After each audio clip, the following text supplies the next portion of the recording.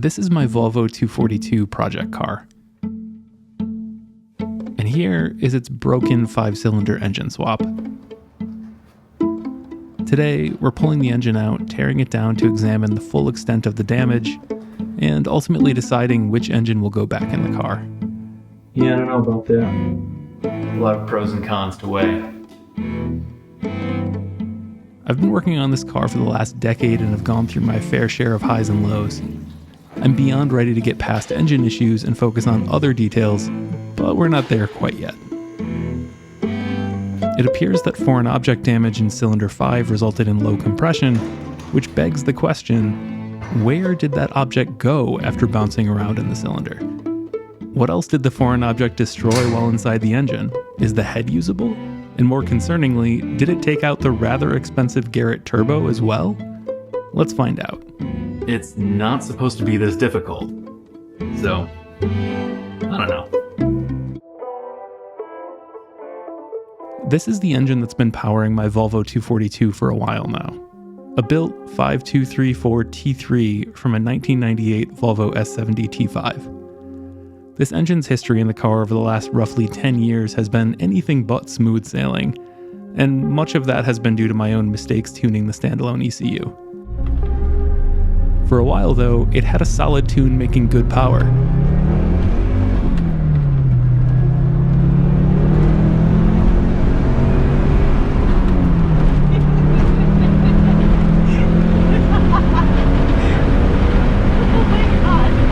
Until its oil pressure sender spontaneously failed, inducing catastrophic oil starvation that took it off the road and forced a rebuild. Last fall, the next iteration lasted all of 10 minutes before massively incorrect ignition timing and hasty decisions popped the head gasket. Dropping in a new head gasket isn't that big of a deal, so I put it back together with a resurfaced head and fresh gasket, only to be greeted by a mysterious noise on the first startup that I couldn't quite place.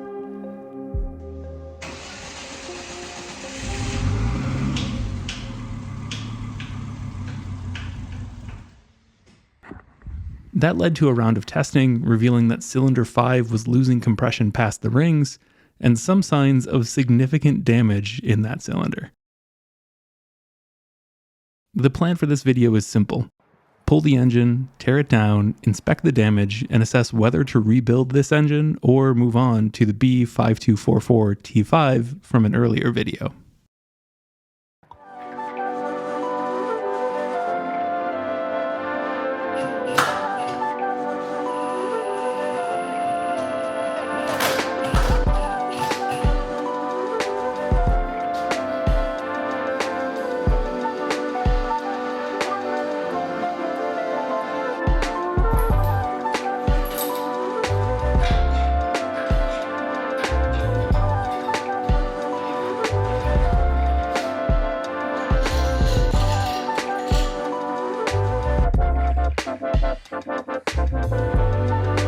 This is a B5234T3 from a 1998 Volvo S70 T5. It's a 2.3-liter turbocharged 5-cylinder with an 81mm bore, hydraulic lifters, and static cam timing. At its core, this is probably the simplest, most reliable version of the T5 engine. By the end of the day, I got the engine out and on the stand here, so now it's time to tear it down and see what things actually look like in here. So I need to pull off the wiring harness, pull off all of the accessories, and then the intake manifold, and then the exhaust manifold and turbo.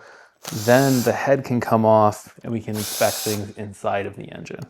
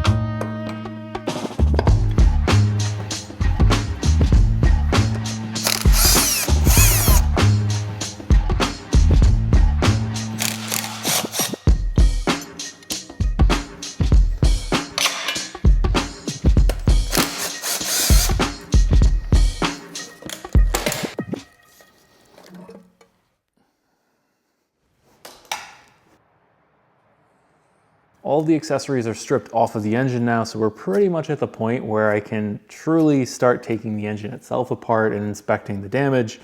And what I just noticed is the first sign of what we're gonna see inside.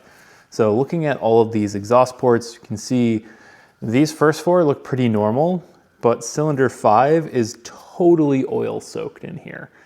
That is definitely the source of the smoke and the oil burning that I saw that led me to perform the leak down test and check this with the bore scope before. So it's not surprising that we're seeing that, but this is the first sign of some of those issues with this engine. Inside, the engine has H-beam rods, forged pistons, and naturally aspirated cams. Cams from the NA version of the engine increase lift and duration slightly and generally help the engine breathe a bit better at higher RPM compared to the stock cams. This particular cam set is a pretty subtle change, but it's still worth it for the money and effort required. There are alleged benefits to the forged pistons, but they are entirely unnecessary for me, and I only have them because I needed to overbore the block. H-beam rods are essential on these engines. The stock rods often bend from boost building too quickly, and boost building quickly is a bit of a build requirement for me. And actually, the block is a 99 casting, nearly identical to 98, but with crankcase windows machined between each cylinder to help equalize pressure and reduce blowby. So far, everything looks pretty normal. Cams all look good, and everything looks clean, as it should. No surprises, so that's good.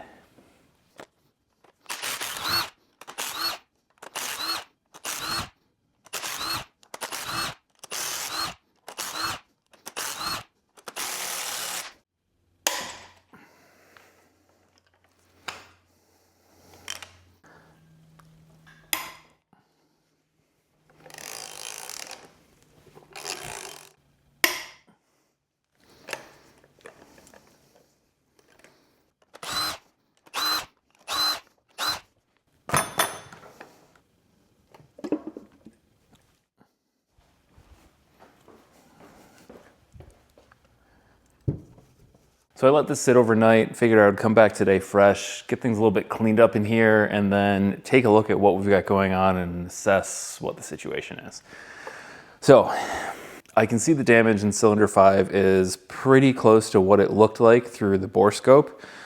There are very clear impressions of a ball of some sort, and I wasn't sure before if this was detonation or foreign object damage, but as I look at this closer now, it really does seem like it is foreign object damage. It's really just a perfect circular or spherical indentation of something being repeatedly jammed into the surface. And as one of my friends pointed out, it's a much deeper indentation on the raised edges compared to everywhere else, where you can see all over the piston there are these tiny little ping marks on there. And the other thing I can see is that on some of the spots where that indentation is on the edge, like right on the edge of the valve reliefs here, you can see the material that was physically pushed down. So that makes it seem pretty clear this was foreign object damage, but I still don't know where that object went and what else it damaged while it was bouncing around throughout the engine. I have a pretty good idea of what I think the object was, and it was actually from one of the comments on a previous video that someone pointed out. So I'll take a closer look and see if we can kind of more positively ID that. I already confirmed that it's not the most likely source that you would expect. It is something else. So all right, we can see the condition of the piston, and there's a whole bunch of marks in here, which on its own might be okay, but because the engine had really poor compression on this cylinder, that makes me think that there is more damage to this than just kind of these cosmetic marks that could be more or less smoothed out. I think there's probably damage to the ringlands themselves. So we're gonna have to pull the piston out and take a closer look. But before we do that, let's take a look at the head, because there's a lot of different parts here, and we don't know what happened to the valves and if any of that is usable. So we've got to take a look at that.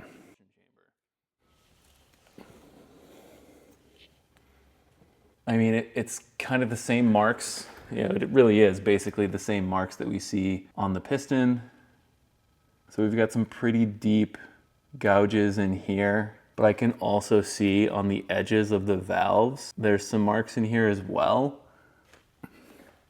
I don't know, given that I see the marks on these valves, I should at least do a leak test to see if these valves are sealing. It would not be too unexpected for that not to be the case after everything that happened in here. And the other thing that I'm really worried about here is that if an object came into here and was bouncing around and then it left through the exhaust, it had to go through the turbo. And I can't imagine a ball bearing going through the turbo without having pretty much done the same thing to that turbine housing. And if the turbine is all smashed up, then that turbo needs to be replaced too, or at least rebuilt and get a new turbine wheel. I am really hoping that that is not an issue and that that turbo is okay. That would be pretty much the biggest expense out of any of these repairs. I probably would have noticed if there was a ball bearing rolling around in the intake manifold, but I'll check again to be thorough. Sure enough, there's nothing out of place here, so we'll move on to the exhaust manifold. And that's empty as well, but there's still more we need to look at here. I need to check the turbo. If debris came loose in that cylinder, it could have exited through the exhaust and hit the turbine wheel. This turbo was just rebuilt, so damaging it again would be painful. Luckily, the turbine spins free with no unexpected play, and there are no visible impact marks. Let's recap where we're at. Pulled the engine out, got everything stripped down, pulled the head off, saw that we have that very obvious foreign object damage that seems like it was made by a ball bearing. We took a look at the bottom of the head, and we have matching damage on there. However, it also looks like there may be some damage to the valves. It's hard to tell if that's just cosmetic on the non-sealing surface of the valves or if that goes further than that. So we'll still need to do a test to see if the valves are sealing on this head. But we also know that the block is not 100% good to go as is. Cylinder 5 is not sealing correctly, and I heard that leakage happening into the crankcase, which means it's escaping past either the piston, rings, or cylinder wall in some way into the crankcase. So we need to take a closer look at the block and see what's going on there. First, I just want to turn over the engine.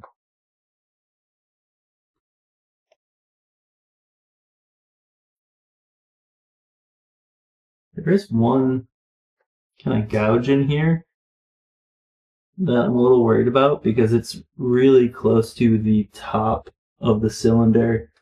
And these cylinder walls were not perfect by any means. This block I've used before, and I just did a quick hone on it with a dingle ball hone to clean it up a little bit. But because this one is all the way up at the top, that worries me a little bit more. It could be a little more impactful to compression. I don't think that would be the source of all of our compression loss. It seems way too minor for that, but you never know. Gasket looks totally fine, as expected.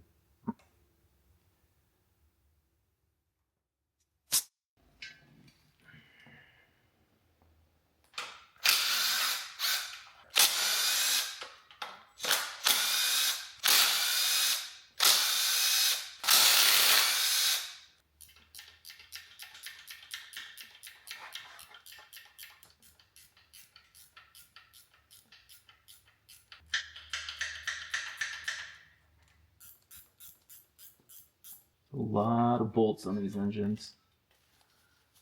A whole lot.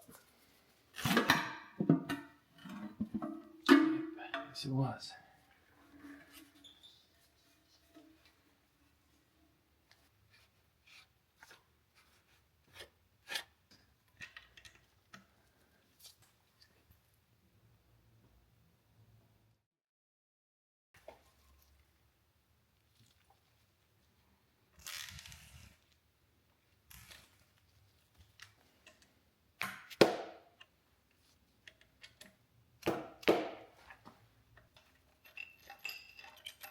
All right, that loosened it up.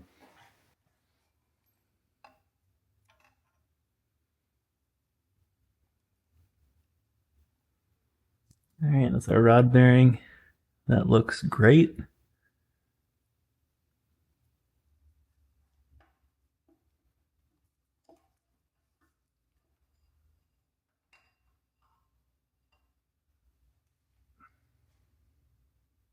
Right off the bat, I can see a pretty significant scratch on this side of the piston. Reminder that this car has not even been driven with this oil in it. The engine has had maybe 30 minutes of runtime on it since I replaced the head gasket. Very fresh engine, so things should look really quite good in here.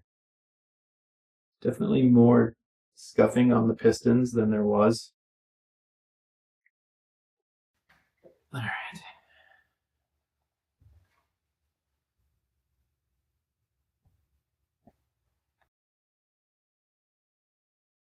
None of the rings are seized. None of them are pinched closed. While there is wear on here, there's nothing that's really obvious suggesting a reason why this piston would not work or these rings would not seal. The worst thing I've seen so far is really that scratch in the cylinder at the top there. The next thing I'm seeing that's a little concerning is, in addition to all of these kind of ball marks in the surface, there are spots right where the exhaust valves would contact. It has that same kind of radius as the valve. So I'm wondering, I don't know if the ball bearing somehow prevented the valve from closing, like it got caught in the seat just long enough for the piston to run into the valve and then create that mark.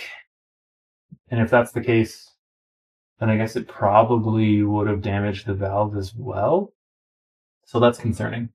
That could certainly be a source of loss of compression.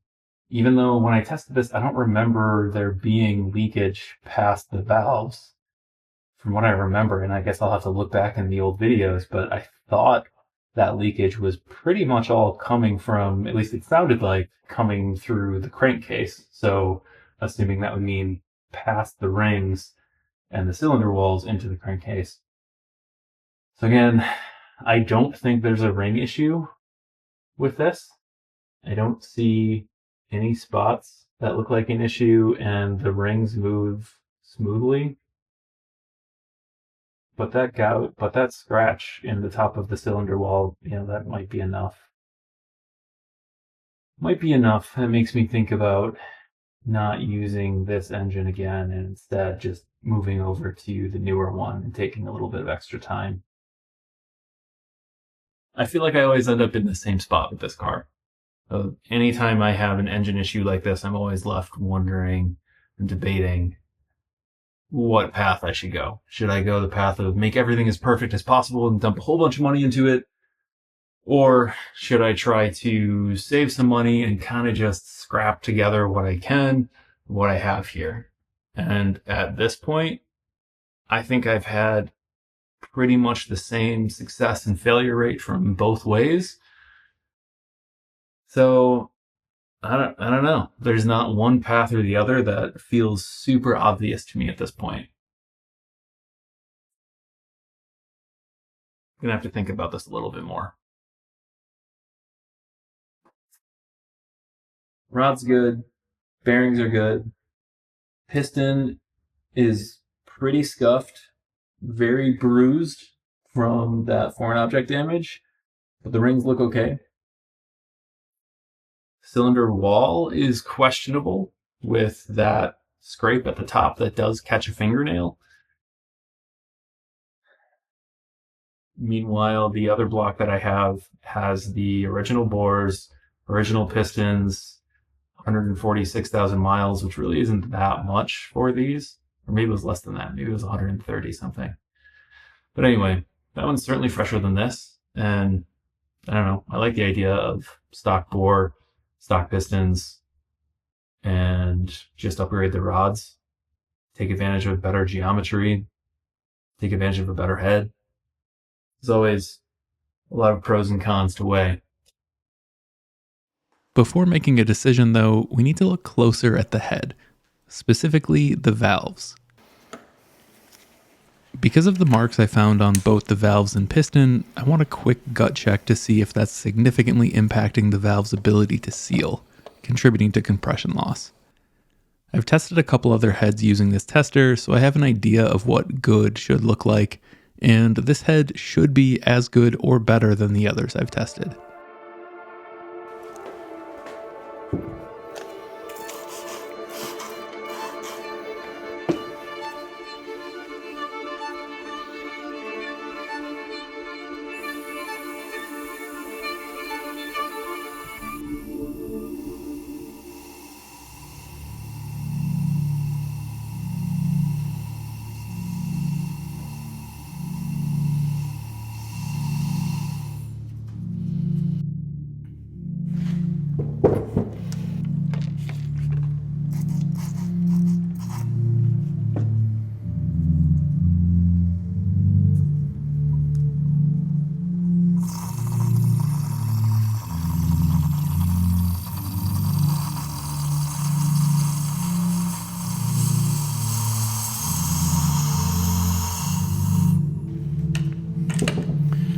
So those valves definitely are not sealing appropriately. There's a lot of air escaping past the intake valve and a little bit coming out of the exhaust valves. Nothing too crazy, but that intake valve was a pretty gross leak.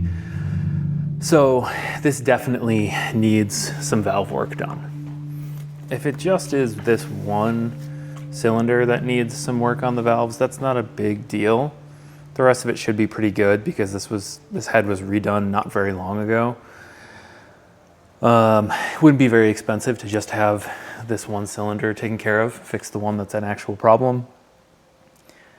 But I don't know, if the block needs some work too because of that scratch in the cylinder bore, then it might make more sense to just switch over to the newer engine at this point.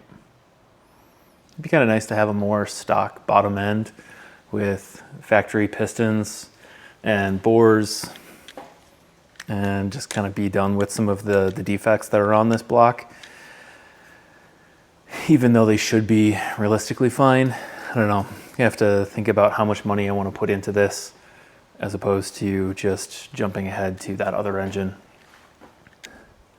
Because of how much that valve was leaking and how much air was rushing out of there and it was just spraying water, I want to pull that valve out and see if there's any obvious damage to the valve or the seat, because I'm guessing there is. That was a pretty bad leak.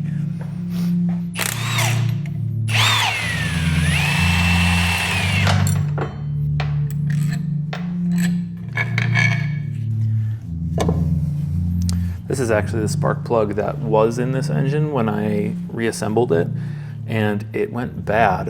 And I think it's because that ball bearing hit the plug and closed it and shorted it out. The car was misfiring one day and cylinder 5 wasn't firing, so I pulled out the plug and I saw that it was totally closed shut. There was no gap anymore. So I changed out that plug and it ran totally fine. At the time, I didn't know how that could have happened, but now that is explained.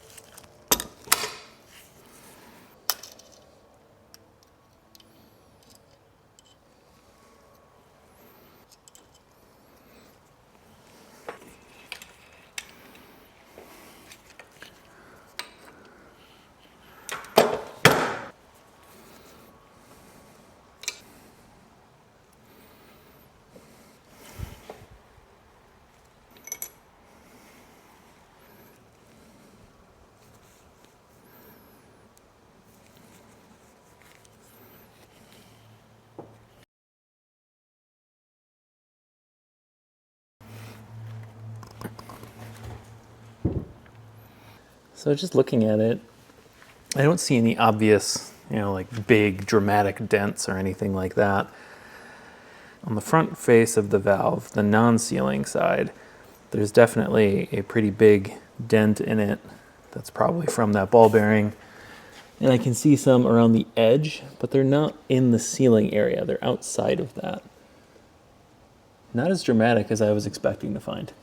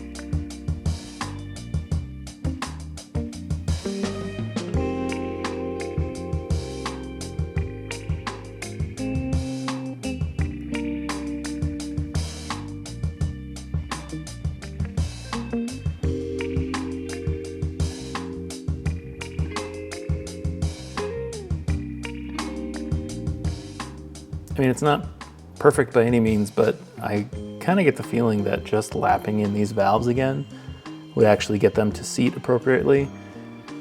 And then valve seal would not be an issue in compression. I don't know that for a fact, but based on what I'm seeing, that's my thought. It really doesn't seem like there's anything obviously wrong with these valves or seats. This head is obviously pretty ugly though. I don't know if my vanity would allow me to use it just based on that. But gotta think about this some more. Think about it, maybe price some things out, and go from there. Let me know what you think.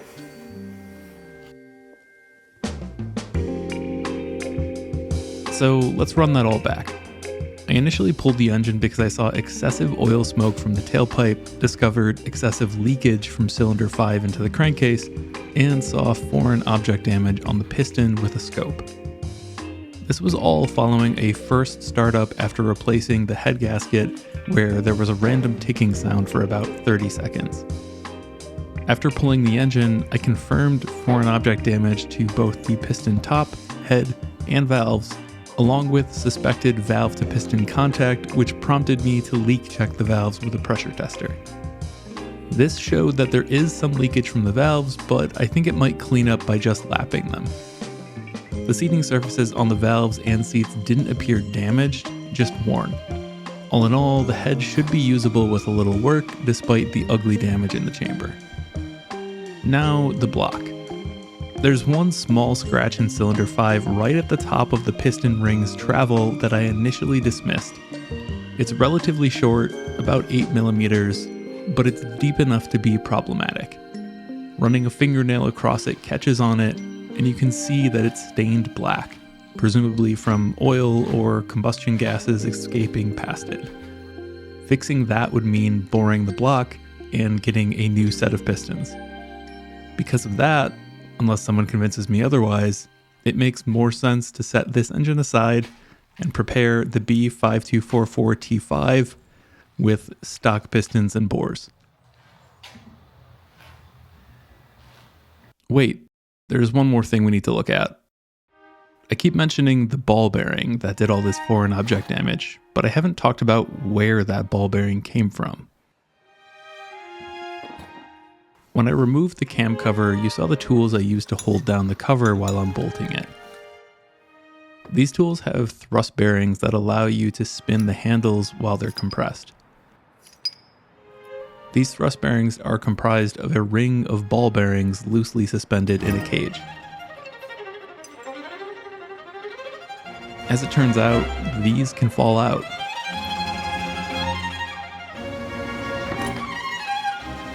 If they fall out while the tool is in use, they will most likely drop into the spark plug well and then drop into the cylinder when you remove the tool. At this point, I believe that's exactly what happened when I reinstalled the cam cover before, leading to that random ticking sound we heard on first startup. Shout out to the person in the comments who suggested that idea on a previous video.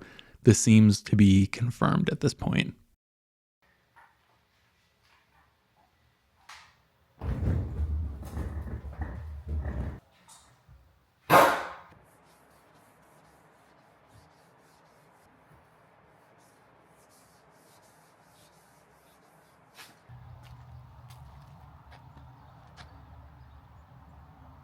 Anyway, that's it for this one. Thanks for watching.